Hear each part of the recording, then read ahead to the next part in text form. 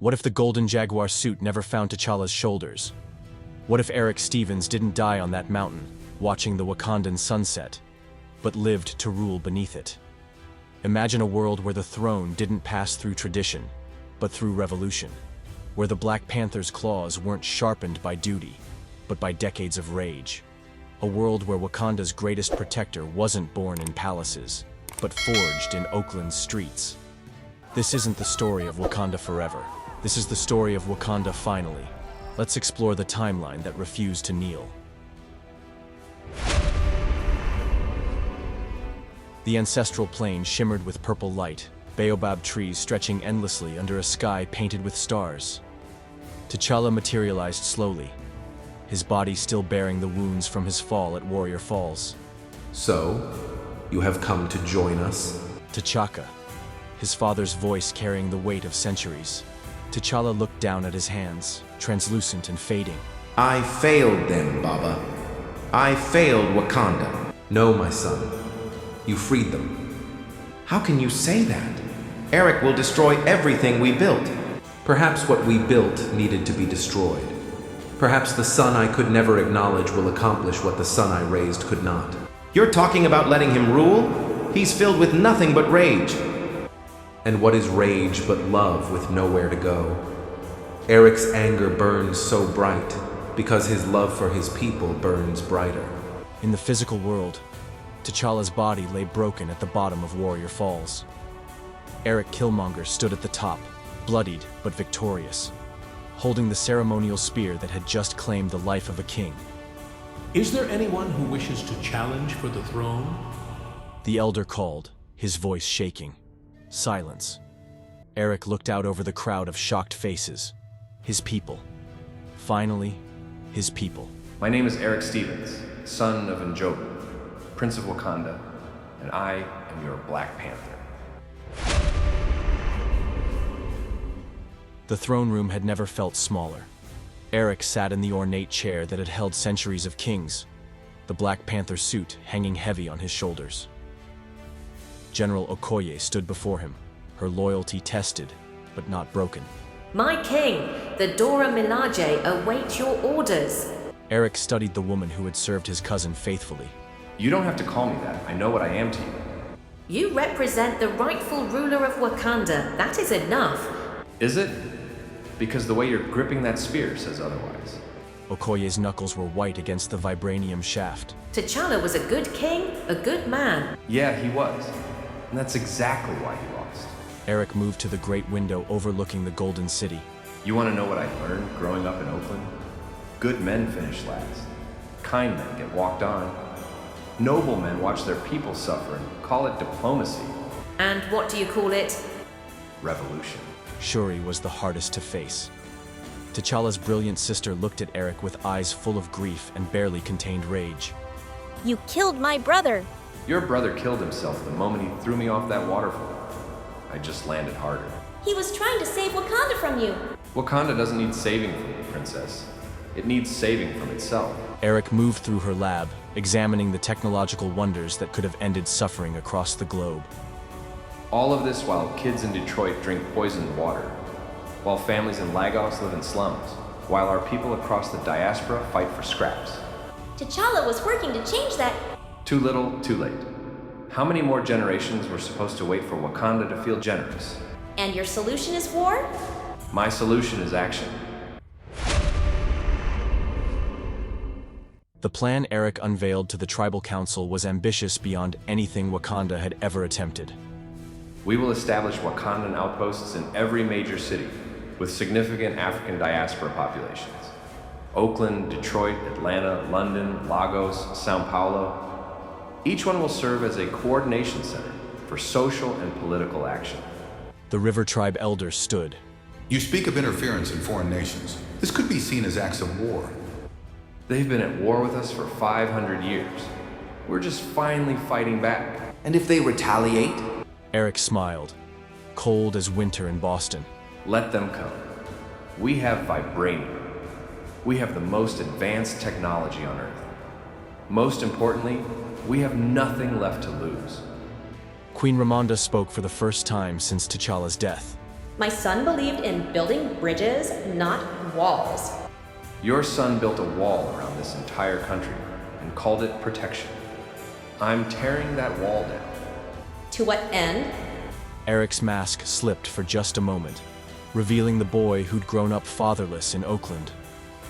I watched my father die alone in Wakanda's safe house. I watched kids in my neighborhood die from violence that vibranium bullets could have stopped. I'm not doing this for revenge. I'm doing this because someone has to. The first Wakandan outpost opened in Oakland. Not the gradual cultural center that T'Challa had envisioned, but a fortress. Solar panels powered by arc reactor technology. Medical facilities equipped with vibranium-enhanced healing chambers. Schools with holographic learning systems. But most importantly, weapons. Advanced, but not overwhelming. Just enough to level playing fields that had been tilted for centuries. Within 6 months, police brutality cases in Oakland dropped by 70%. Not because the police reformed, but because they knew the community was no longer defenseless. The international reaction was swift and predictable. "This is terrorism," declared the Secretary of State at an emergency UN session. "Wakanda is destabilizing sovereign nations by arming civilian populations." Erik watched the broadcast from his throne room, Okoye standing silently beside him. They're scared. Good. Fear makes people honest about their intentions. The threats came in waves: economic sanctions, military posturing, diplomatic isolation. Erik met each one with quiet confidence. They can sanction us all they want. We don't need their money. We have vibranium. The ancestral plane had never been so turbulent. Erik found himself there more frequently as the weight of kingship settled. Unlike T'Challa's peaceful communions, Erik's visits were storms of debate. "You are destroying everything we've built." You built walls while your people suffered. I call that failure. Njobu materialized from the purple mists, approaching his son with eyes full of pain and pride. My son, you carry my failures as well as my dreams. I carry what you couldn't finish, Bob. Perhaps that is the tragedy. I wanted you to do better than me, not to repeat my mistakes with greater efficiency. T'Challa appeared beside his father, the wound at his throat still visible. Cousin, I have been watching. Come to tell me I'm a monster? I've come to tell you that you were right. The outreach centers would have taken generations to create meaningful change. Your way is faster, more direct. Then why do you look so sad? Because fast and right aren't always the same thing. You're saving people, Erik, but you're losing yourself. Maybe that's a fair trade. Not for the man who has to live with the consequences. 1 year into Erik's reign, the world had changed dramatically. Erik stood in what had once been T'Challa's bedroom, studying holographic displays of global operations. Shuri worked beside him, her initial hostility replaced by grudging respect. The Johannesburg operation was successful. Corporate mining operations shut down. Land returned to traditional owners. Casualties? Minimal. Your strategy of overwhelming technological advantage continues to minimize violence. Erik nodded, but his expression remained troubled. What about the London incident? Shuri's face darkened. 3 dead, 2 security contractors, 1 civilian caught in crossfire. Civilians weren't supposed to be anywhere near the operation. Erik closed his eyes, feeling the weight of another name to carry. Pull all operations in civilian areas until we can guarantee no bystander casualties. That will delay the European schedule by months. Better delayed than damned. Queen Ramonda found Erik in the royal garden, tending to plants with careful attention. Do you know what T'Challa's favorite flower was? I never asked. Protea, the king Protea. Do you know why? Because it only blooms after fire. The seeds need intense heat to germinate. Destruction before creation. She looked at him directly. My son understood that sometimes systems must burn before they can be reborn. What he struggled with was accepting that he might have to be the one to light the match. Are you saying I was right to kill him? I'm saying you were right to challenge him. His death was the price of his failure to act decisively when action was needed. She handed him a protea seed. Plant this. Tend it. Let it remind you that even revolutionaries need something to nurture, not just something to burn. 2 years into his reign, Erik faced the decision that would define his legacy.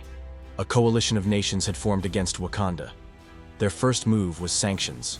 Their second was military exercises. Their third was a drone strike that hit a Wakandan medical facility in Lagos at 3:47 a.m. local time. 17 people died, including 6 children. Erik received the news surrounded by advisors calling for immediate retaliation. We have to respond. This was an act of war. We respond with overwhelming force. Show them the cost of attacking Wakandan civilians. Erik stood slowly, the Black Panther suit seeming heavier than ever. Prep the dragon flyers. Full payload. Target their command centers. My king, that will mean thousands of casualties. They killed children. Sleeping children. And killing their children will accomplish what? The voice came from behind them. Shuri stepped forward, tears streaking her face, but her voice steady. After we kill thousands in retaliation, what happens next? They escalate. We escalate. The world burns. And who's left to enjoy the justice we fought for? Sometimes the world needs to burn to be reborn. Sometimes, but not every time. And not when there are children in the flames. Erik felt something crack inside his chest, like ice beginning to thaw. What do you suggest, Princess? I suggest we be better than they are. Not weaker, better. That night, Erik walked alone through the palace corridors.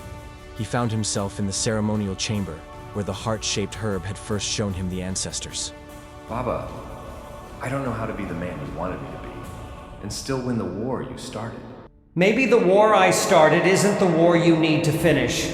I don't understand. I started a war against oppression. You've been fighting a war against oppressors. The difference matters, son. How do I fight oppression without fighting oppressors? By proving there's a better way to live. T'Challa appeared beside his father. You could have been different if you'd grown up here, surrounded by people who loved you. So, what does that make us? 2 halves of the same solution. Your fire, my patience. Your urgency, my wisdom. The question is whether you're ready to be whole. The next morning, Erik Killmonger stood before the United Nations General Assembly. In person, surrounded by security that even advanced militaries couldn't penetrate. My name is Erik Stevens. I am the Black Panther, King of Wakanda, and I am here to propose a different way forward. He looked around the room at faces ranging from curious to terrified. 2 days ago, your coalition forces killed 17 civilians in Lagos, including 6 children. Your intelligence told you it was a military facility. They lied. It was a hospital. Murmurs rippled through the assembly. We built it because we believe healthcare is a human right, not a privilege. Erik activated a holographic display filling the center of the hall. These are the locations of every Wakandan outpost, currently operating worldwide. 47 facilities providing medical care, education, and economic development. Crime in these areas, down 60%. Educational achievement, up 40%. Infant mortality, reduced by half. We accomplish this not through conquest, but through investment. Not through subjugation, but through liberation. Erik moved closer to the assembly. I came to power believing that the strong must dominate the weak to create change. I was wrong. The strong must empower the weak to create justice. What are you proposing? Asked the German Chancellor. Partnership. Real partnership. Wakanda will share our technology, our resources, our knowledge, but not with governments, with people. The room erupted in protests. Erik waited for silence. Every person on Earth will have access to Wakandan educational systems.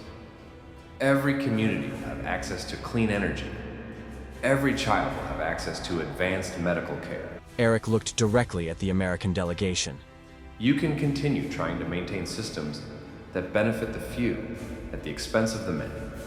Or you can join us in creating a world where children don't die from treatable diseases, where communities aren't trapped in poverty, where conflicts aren't settled through violence, because everyone has enough to live with dignity. And if we refuse? Asked the French president. Then you refuse. Wakanda will continue our work with or without your blessing. But your people will keep coming to us for what you can't provide. Erik stepped back from the podium. The age of scarcity is over. The age of artificial scarcity is ending. The question isn't whether this change will happen. The question is whether you'll be remembered as leaders who embrace the future or obstacles who tried to prevent it. 5 years later, Wakanda had become the heart of a global transformation. Erik stood on the palace balcony, watching the sunset paint the city gold and purple. The protea seed Queen Ramonda had given him had grown into a small garden. Shuri joined him, her hair streaked with early gray despite her youth. The global health survey results came in. Childhood mortality down 70% worldwide. Educational achievement at historic highs. That sounds like good news. It is, but we're running out of easy problems to solve. The remaining challenges are harder, more complex. Erik nodded. Racism doesn't disappear just because people have enough to eat. Tribalism doesn't end just because tribes have better weapons. The revolution of scarcity is over. Now we have to figure out the revolution of the heart. They stood in comfortable silence, watching children play in the plaza below. Wakandan children alongside refugees, students from Detroit, families from everywhere. Do you ever wonder what T'Challa would think? Every day. I think he'd be proud of how much you've changed. Or disappointed in how little. Erik, you've transformed the world. The global power structure that existed when you took the throne is gone. But I've never forgiven myself for the violence it took to get here. Maybe carrying that guilt is what keeps you human. Erik touched the scars on his body. Not ritual scars, but personal ones marking each life lost in the revolution. Maybe I'm not supposed to forgive myself. Maybe that's the price of necessary change. Or maybe it's what makes you worthy of the crown. 10 years after taking the throne, Erik Killmonger stood once again at Warrior Falls. But this time, he wasn't alone. Hundreds of people had gathered for the annual remembrance ceremony. Wakandans and representatives from every nation where outposts had taken root. They came to honor T'Challa and all those lost in the struggle. 10 years ago, I stood here as a conqueror. I had defeated a king and claimed a throne. I thought that made me powerful. He looked out over faces of every age and ethnicity, united by shared purpose. I was wrong. Power isn't the ability to take what you want. It's the ability to give others what they need. This is the story of a revolution that became an evolution. Of a man who learned that the greatest conquest isn't taking a throne. It's earning the right to sit on it. This isn't about the king Wakanda needed. This is about the king Wakanda deserved. Erik Killmonger. The Black Panther who chose evolution over revolution. The man who learned that love conquers all, even rage. If you want more what if scenarios, then don't forget to subscribe and see you in the next one.